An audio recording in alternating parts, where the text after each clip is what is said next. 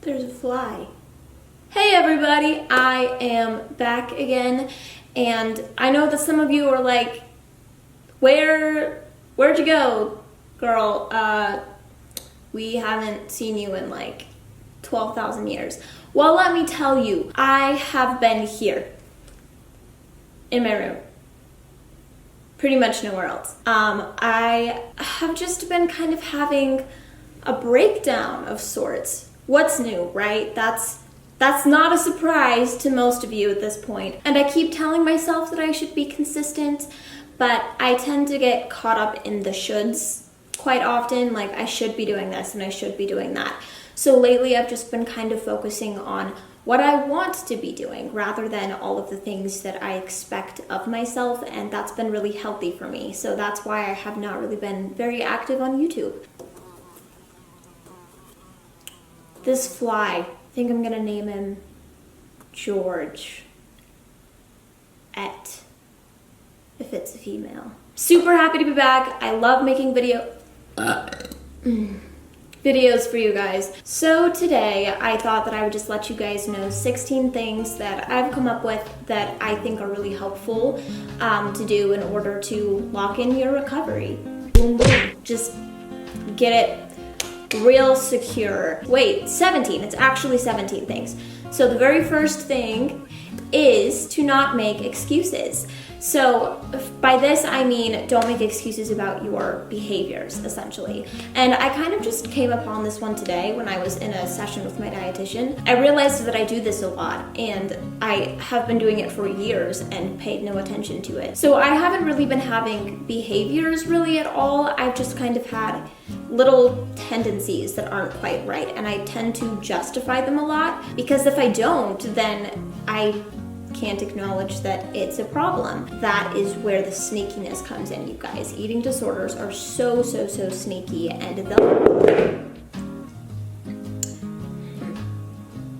alright, and it'll work its way into your head any way that it can. So for me, I for some reason have just been really obsessed with like eating healthier foods lately, and I tend to go to the extreme with things, and I have a hard time finding a middle ground. Usually the key to me is finding the middle ground. That's how I'm able to kind of do my best in recovery, just working in the gray area versus being so black and white.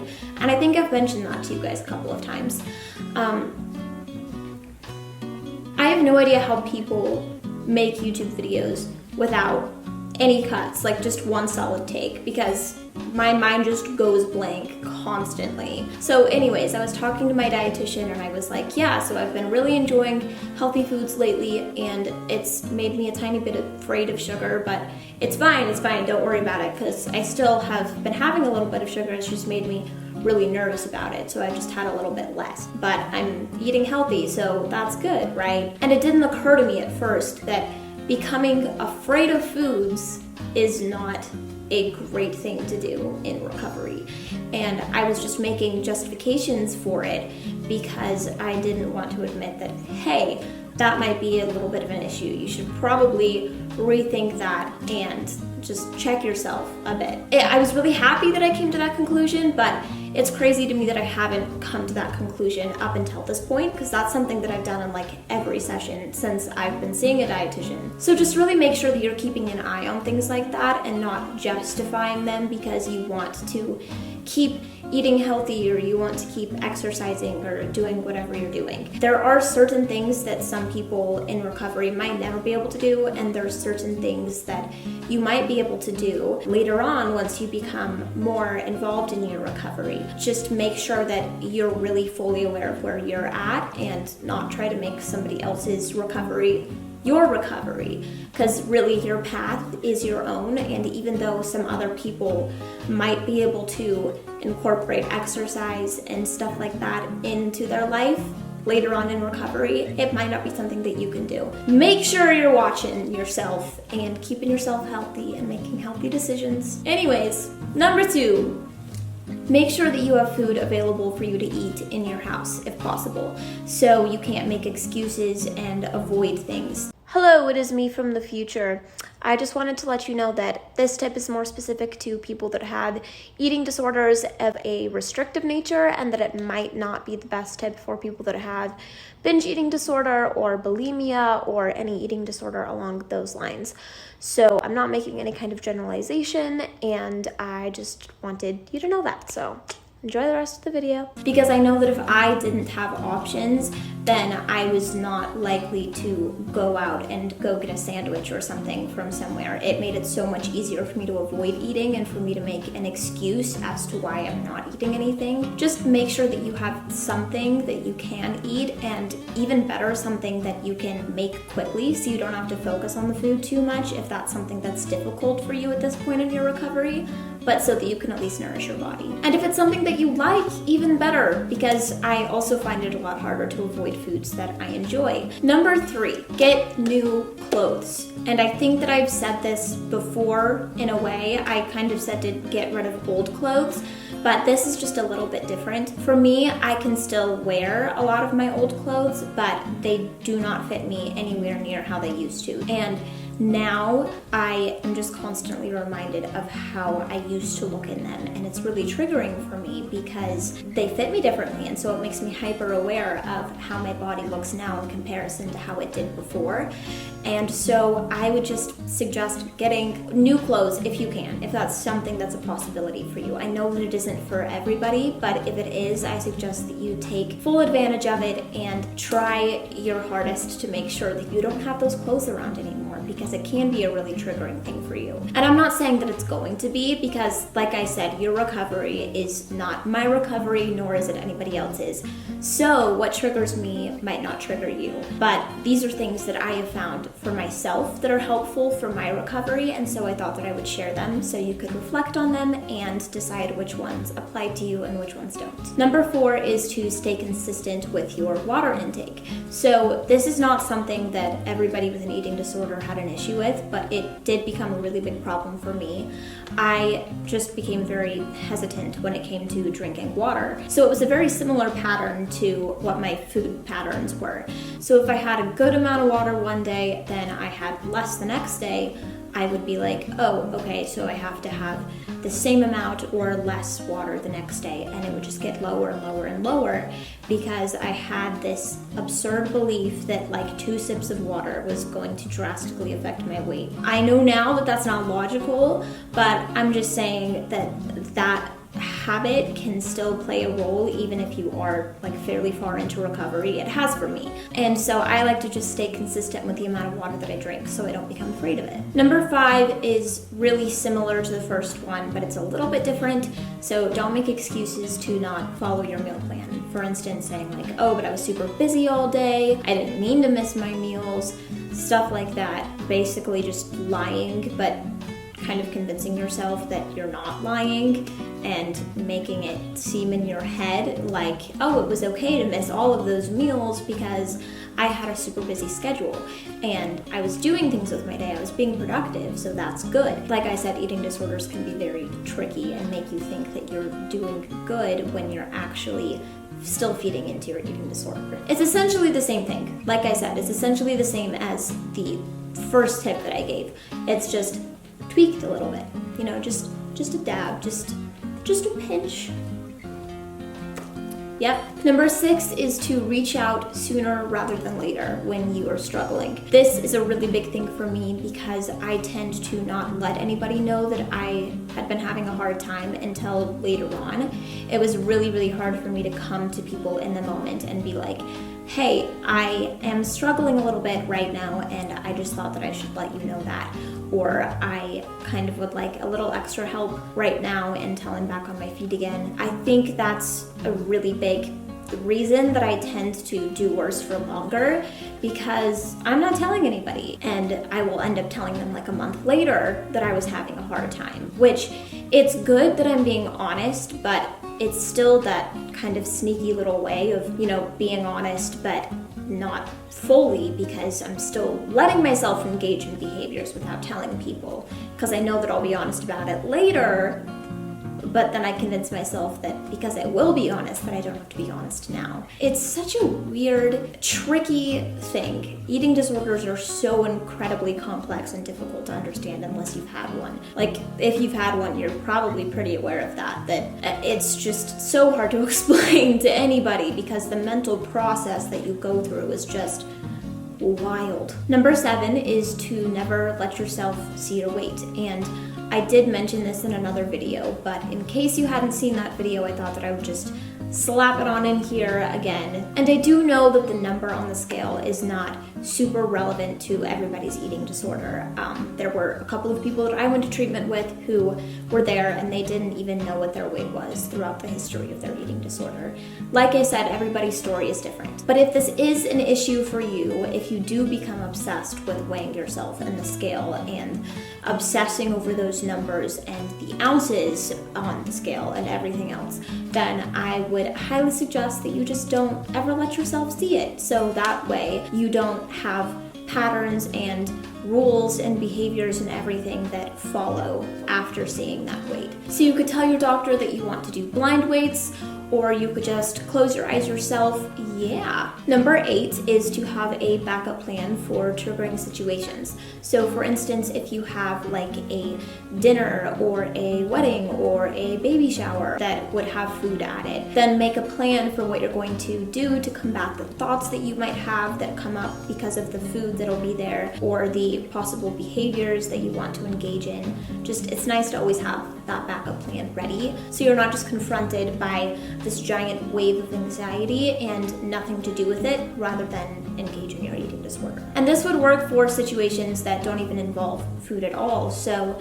things that might bring up some past trauma. It's great to have a backup plan for those situations as well. Number 9 is to delete your sick pictures. So the pictures that you might have taken when you were struggling, when you weren't doing your best, when you were fully engaged in your eating disorder, those will just make you continuously compare yourself to yourself. And that's never a healthy thing. It's really hard to accept the way that you look now and how your body is supposed to naturally be when you're constantly reminded of the way that you looked when you were struggling a lot. Think about it this way. So over time, you probably got used to the way that you looked at least. And I don't mean that you were comfortable with it or happy with it, but that you were at least used to the way that your body looked. And now that your body may look different, because not everybody's body does look different after recovery, but if your body does look different, it's gonna take a while to get used to that. And yeah, it might be super easy to jump right back into the headspace of wanting to go back to how you looked before when you were used to the way that you looked. But over time, you will get used to the way that you look. If you stay in your healthy body for long enough, you will. And I know that healthy is not a word that a lot of people with eating disorders like,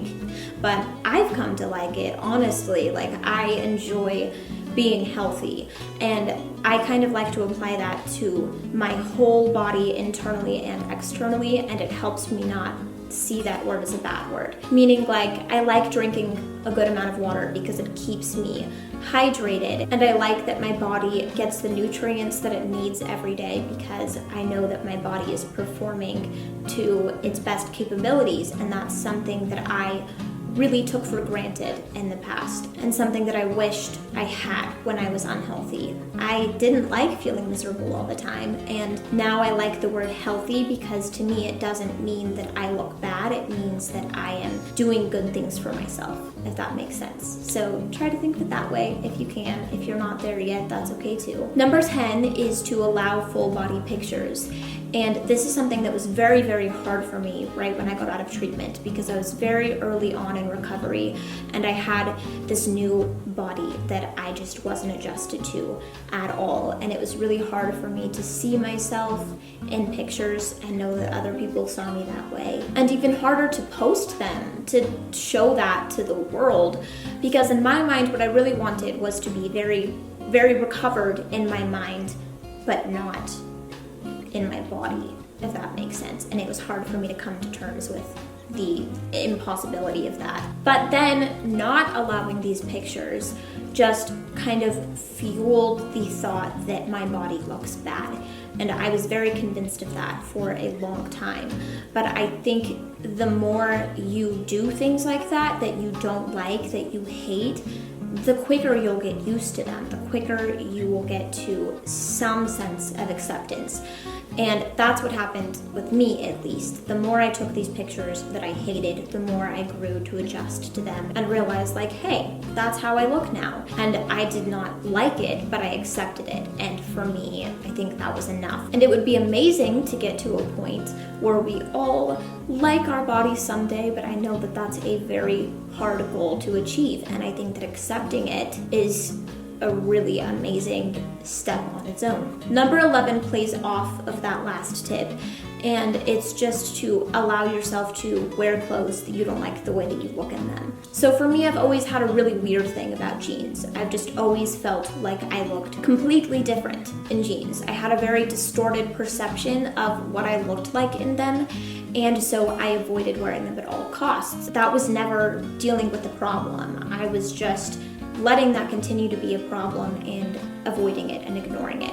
So one thing that I found is really helpful is to allow yourself to wear those things for a good amount of time and to look in the mirror maybe once and just sit with it for a second, continue to wear them, and then don't look in the mirror for the rest of the day. Because if you keep picking at it and looking at every little thing that might be wrong, then your view is going to change and you're going to become increasingly more unhappy with how you look. You can't just avoid half of your wardrobe because you think that you look bad in it.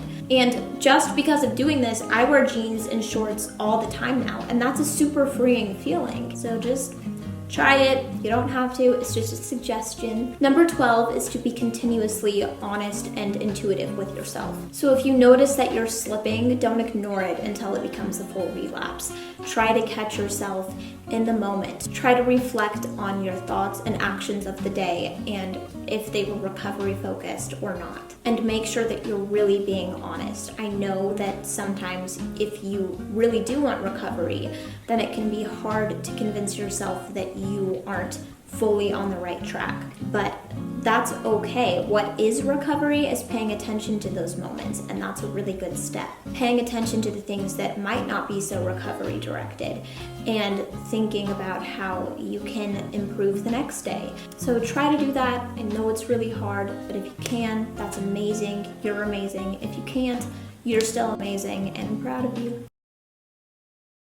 So number 14 is one that I have also said before, that I'm also just kind of sticking in here, and it's to not convince yourself that everything is fine. I know that it's really easy to tell people when they ask you how you are that you're fine, but over time it can become really easy to believe that you're fine and to just shove those emotions down deep and let your eating disorder take all of the controls. Notice that when you tell yourself it's fine, it probably isn't.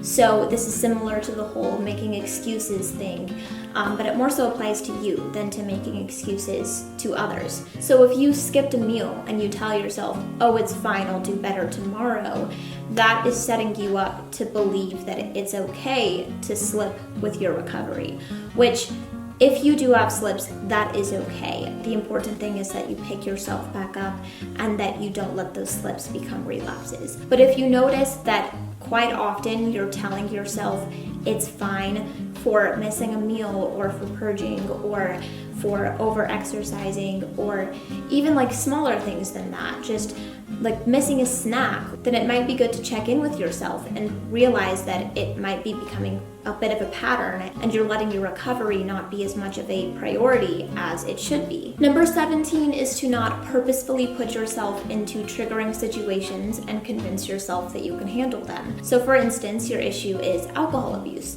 and you want to go to this party because your friends will be there and it sounds like a really good time, but you know that there will be alcohol there and that most people will be drinking. And you tell yourself that it's okay, you can totally just go go and not drink and you'll be fine. That is a dangerous, rocky road to walk onto. And you're kind of just setting yourself up to be disappointed with yourself later. So it's the same thing with your eating disorder. If you know that you have friends that have eating disorders that are actively engaging in them and aren't doing well, that it might not be wise to spend an entire day with them, and different situations like that. Number 16, I know I've said a lot of times, but I like to stress it so much because it is so important, and that is to be super honest with your treatment team. If you can't be honest with your family, if you can't be honest with yourself, if nothing else, be honest with your support team, if you have one. And if you do, please, please, please do this. Because like I've said, we all know that eating disorders thrive off of secrecy. And if you can take a little bit of that secrecy away just by telling somebody what's going on,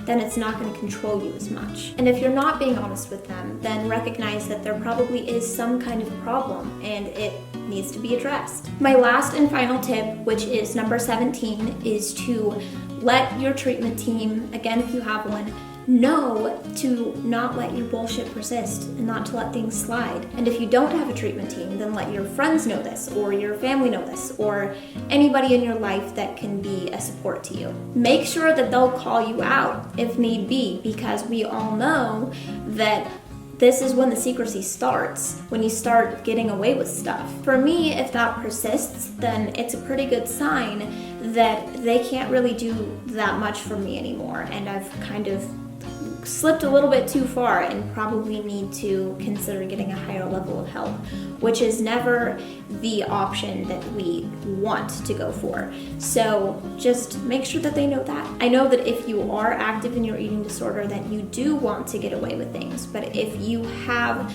some bit of drive in you for recovery, or if you are currently in recovery and you're having a good day and you want to make sure that you remain in recovery in the future, let them know this. It'll definitely help you.